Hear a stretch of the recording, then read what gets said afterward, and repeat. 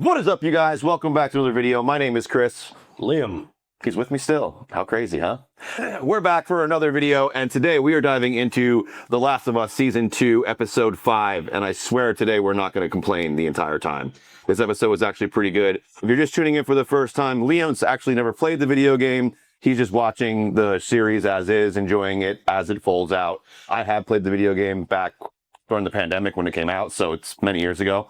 So I do remember pieces of it.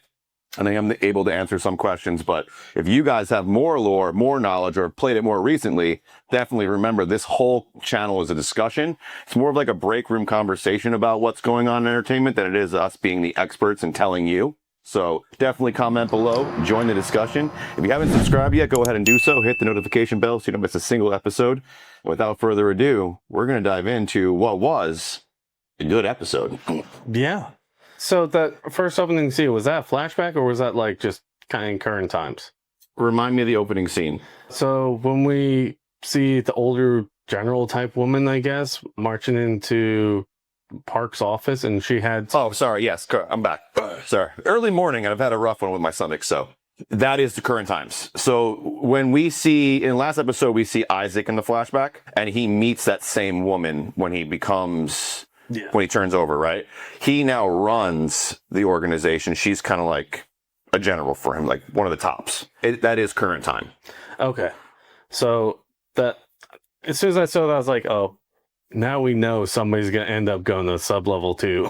I think I'm really enjoying what they're doing with the Cordyceps, because in the game, like the spores that are in the air, the stalker that we got introduced to in the earlier season 2, that Ellie gets bit but fights, and like we got introduced, like they're a little smarter, right?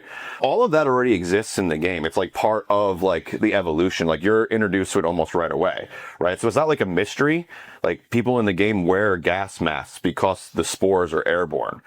So I really enjoy that the HBO is almost taking the liberty of using it as a little bit differently than the game does, where it's almost like as time is progressing, it's evolving and it's getting smarter, it's spreading more. The longer it sits, the longer it has to fester, the more it like evolves into something different, where now it's airborne, right? And they're trying to contain it in this sub-basement. I really enjoy this kind of interesting take on that HBO is doing. Yeah, because in episode 1 was when we got introduced to the smart ones. The stalkers. Yeah. Which in the game is just part of the evolution. It's like before they become fully taken over by the fungus and they kind of like still have some human instinct, like that's the stalker. And they work in groups. And they're scary as hell when you run into them in the game. So, for my clarity, the stalkers that we have in the series right now, that's not just a pit stop in the evolution. It's literally like, how would you describe a class? If we were described by classes. The way they perceive, like the way we saw them in this episode was much more similar to the way you see them in the game. The way we were introduced to them in the series, when it was one by itself, that to me was like almost like the series was trying to show you that it's evolving into something more intelligent, where it's very different in the game. But yeah, the way they all come together and work like a hive mind and like attack and stalk and like almost like a lion, like a pride of lions or like a pack of wolves, that's very much like the game. Okay. So that's why the one got taken out so easily, was because it was alone and it's not used to being alone. It's used to working in tandem with other members of the pack we shall continue calling. Yeah, it might have just been isolated too. The hospital is going to be very different than, like when we start getting introduced to Seattle and the hospital, it's going to be very different than what we've seen before, because we've had decades of buildup of this cordyceps fungus inside of here. So things are going to look a little bit different, a little bit more evolved. Like when she goes to the sub-basement and things have like, it almost looks like she's in the Upside Down from Stranger Things, where everything's like rotted and everything. Like it almost looks like that. That's because it's been decades of it just festering there. I want to say real quick that I have to say this. Ellie, I actually didn't completely hate her this episode. So it's hard for me to believe, like, so I struggle with it still. And I don't want to harp on it because we've done it so many times in past episodes, but when she's, trying to be tough and trying to really deliver the lines, especially like when they're in the sub-basement And she's like, we finally realize that she's known since before Joel got killed that Joel did all that. Like, she's acting hard and like tough. It's hard for me to fully believe it. And that was a whole secret that Joel was keeping from her, right? Yeah. But I mean, was the interactions that she has in the dialogue, like, she's not a bad actress. I think that they're either writing it wrong or she just can't fully embody what the video game did. And that's why I'm having such a divide with it. Okay. But because like I said, in Game of Thrones, I enjoyed her. And in Last of Us, for whatever reason, it just feels off to me. And that's like one of the hard things. So her relationship with Dina in this episode felt so much more human to me. Until we were outside when she had her whole little conflict thing. When she was outside with Dina and they saw the dead bodies and she kind of freaked out, like, hey, look, I'm so sorry. I fucked up. You should go home. I don't want to put you in this. And Dina gave her the whole speech of her past history of how she killed the first person when she was like 8 years old and all this stuff. So revenge is something that she deeply understands and that she would go to the ends of the earth to find that person should that not have happened the way it did. Correct. Yeah. She's basically letting her know, if I were in your shoes, I would be doing what you're doing. We are no different. Yes.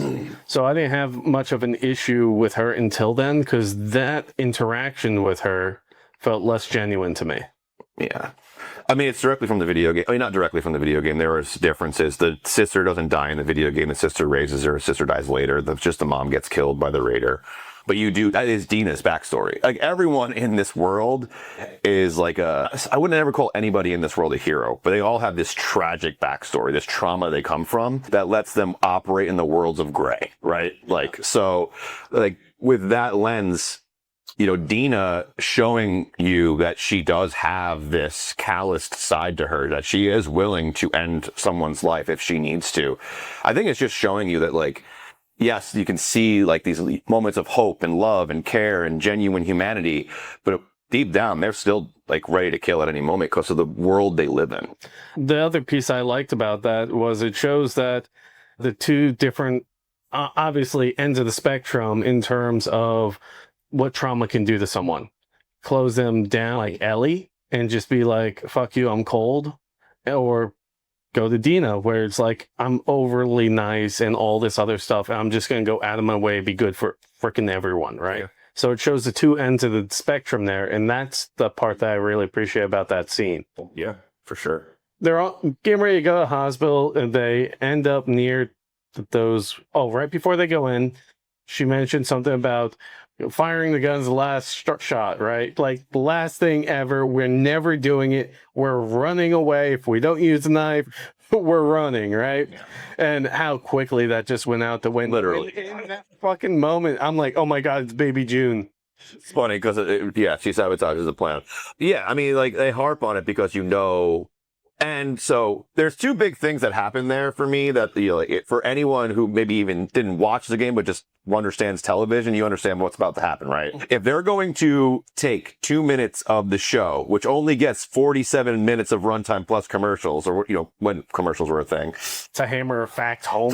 Hammer home that fact so hard, you know, that plan's going to go shit, right? And then when they have the whole, I love you, you know, the whole, like, the final exchange of, like, the words, right? You know that either someone's going to die or that's the last time they're going to see each other for a pretty long time, right? And so, like, you knew at that point they were going to get divided up and something was going to happen, like, a lot of different things, right? If you follow any kind of TV like we do on it, you know, study it like we do. Yeah. Yes.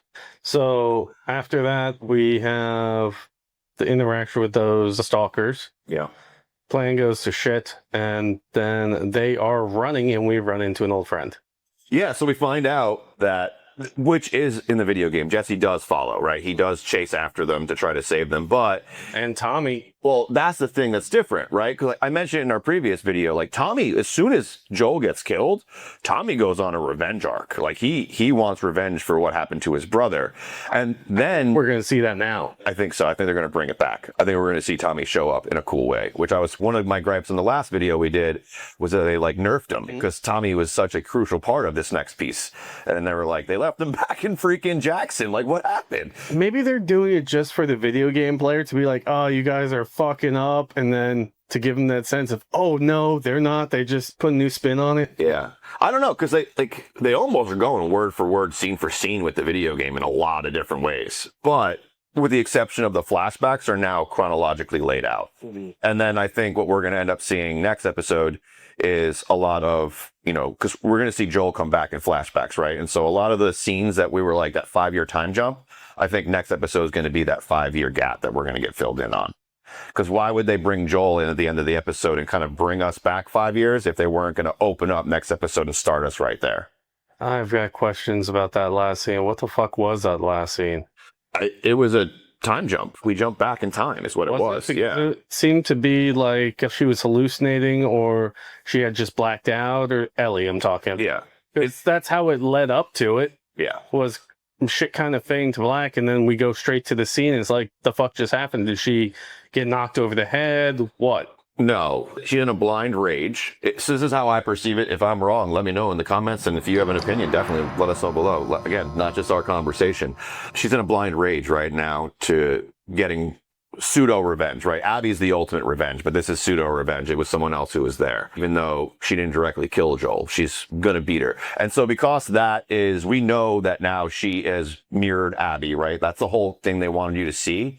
Was like she picks up the pipe, Abby has a golf club, right? They wanted to mirror that this is a one big cycle always happening, like almost identically. And so once we see that she's willing to go to those lengths and almost lose herself in the revenge, that just cuts away. And it jumps us back 5 years to when they're in Jackson. Previously, I would say previous to her knowing that Joel actually killed all those people to save her because she hadn't moved out of the house yet into the garage. And she does that once she realizes like they have to fall out. So I think the reason it's like confusing, we don't understand yet, is because it's going to be like, boom. And then it lays it all out next episode for us. And then it's going to be like, oh, that makes sense. That's one way of creating a hook. So, yeah. Gotta bring it back, right? Yeah. Open loop. So when they're running away, they got Jesse with them. Dina, Ellie, and Jesse are running away. They're being chased by soldiers. They end up in the park, and at first we think that once they get to the park that there's more infected. Yeah. But it's actually the Seraphites. Yeah. They're kind of fucking weird. Yes. That's they are a absolute like zealot religious extremist group. And so like you don't want to deal with them. They will kill you. Yes. Have you ever seen like Da Vinci Code? Like the movie? Yeah. Like the book with Tom Hanks and all that? Yeah, yeah. So that weird monk dude that tries to assassinate in, I think, the sequel. Isn't that Paul? It's Vision. Okay. The same guy who plays that character, isn't he? Doesn't he play Vision? Possibly. No. It's been a while since I've seen it, but they gave me that kind of vibe with that monk where he's just like whipping himself type thing for like bad. And that's the same kind of vibe I got from here. They strung the one dude up, took the sickle, and then just freaking straight down. Yeah, Paul Bettany was his name. He plays the Vision in Marvel. Okay. He's also Jarvis, the voice. He's really famous. He plays Priest. So many good movies he's in. Anyway, back to what we were talking about. Yeah. So I thought that, when you run in, like when you're playing Abby in the game, when you run into that scene and you're like seeing someone basically get themselves gutted. And that's straight from the game? That particular scene, it's not straight. Well, that scene where the guy is getting gutted by the main guy is from the game. I remember that running into that, but it's very different in the show, right? It's not the same person. It's a different scene. The way the chase goes down, all different. It's actually, Ellie who gets shot in the arm. It's a whole different scene. But I think what's interesting about us seeing it in the order and the way that we did is now, when Dina first throws up because she sees that, basically the disemboweled people, now we know in our mind as the viewer exactly what happened in that actual, like you could almost re-envision what really happened there now. Because like these people weren't necessarily like trying to hurt the Seraphites or like kill them. They may have even been trying to surrender. And they're still just disemboweling them and killing them. Yeah. I was very lost with that, but I thought it was funny that Dean brought up the whole, do you know what the Amish people are? And Ellie's like, the fuck's that? Yeah. But that was interesting to me. But while we're in that park scene, Jesse and Dina need to go ahead and split up from Ellie, and Ellie kind of draws them away so that they can get out, and all's good. But then she goes to the hospital and she comes across one of the 4 or 5 that killed Joel. How many were there? I think it was 4 that they brought, because there was Abby and then the boy who was in love with her, and then the 2 other ones who were like, no, there's 5. 5. Yeah, because there was 4 of them who were into it, and one of them who like couldn't stand the fact that it was happening. Yeah. Yeah. And so we have her with the medic, and the whole little chase end up downstairs as the medic jumped on the elevator. It dropped down to basement level 2. Abby chases down, not Abby, Ellie. Yeah. Chases down after. They're running through, and she starts seeing all these other people. We get to see Park's son. Yep. That closes that loop for us. Yeah. And she starts wandering through, and then she comes across the medic again. She's already infected, struggling breathing. She's like, "You killed us both." And Ellie's like, "Nope." No. Yeah. And then she goes full on revenge mode. Yeah. That was brutal. Yeah. I mean, again, similar to the game, but not identical, right? So I really do like the way that the HBO is handling a lot of this part of it. And there was several nods to like one of the big bads that you'll fight inside the game showing up very soon inside of the show. And I thought that was kind of cool. I have no idea what you're talking about. Maybe you do, but I don't. So there's a couple of key lines that I'll just remind you of, and I won't say anything more. So earlier on in the episode, you asked me if there was a flashback while Leon's mom was talking to the other commander there. Names are all fuzzy, and you're not going to remember them anyway. So names are hard for me. She talks about how they were clearing their way down, and it was like there was no infected. Like there was nothing, actually, not even rats, right? Like there was nothing around. But then as they got lower, they realized just like how like much of the infection was like in the sub basement. And so like they sealed it off, right?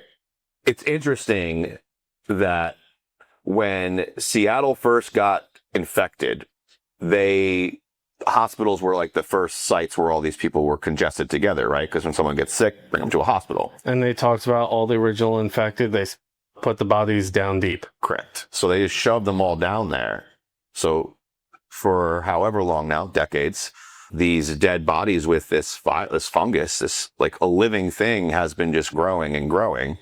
And so, what does that look like and why would the rats be gone? And that's all I'll say, because I do know what's coming and I don't want to ruin it. Why would all the rats be gone? Making me think of like a rat monster, like a mutated Splinter or something. Imagine they had to fight someone like Splinter. That'd be interesting. Yeah. They don't, but I'm just saying that'd be interesting. And then after that whole brutal scene with the medic of Ellie going like batshit crazy and kind of doing the same thing to her that was done to Joel, we get that flashback with Joel showing up and her wake up in the morning in the happiest I've ever seen this fucking crazy girl. Yeah, no, genuinely happy. And I think that's a flashback to before she finds out the truth. So, I mean, for her, life's as normal as it's been in a very long time, right? She's with a father figure. She's in Jackson. They're safe. They're building community and family. She has friends. So, like, for her in that scene, that's probably the happiest we've ever seen her. We'll see what happens next episode, but I do believe we are going to get that 5-year gap filled in. So, Ellie is completely immune even to these breathing in the spores. Correct. Completely immune to the entire Cordyceps virus. Okay, so it's not like she gets to a certain level and she's got to worry or anything. She can just live down there and be completely fine. So she cannot be infected. She can absolutely be killed.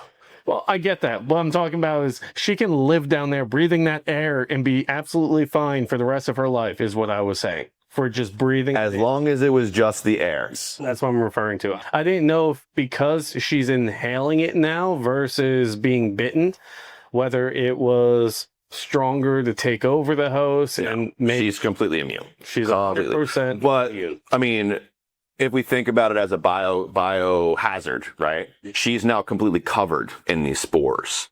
And she can infect anyone she comes in contact with. And I have a suspicion that what HBO is going to do, total spoiler theory, but I have a feeling that...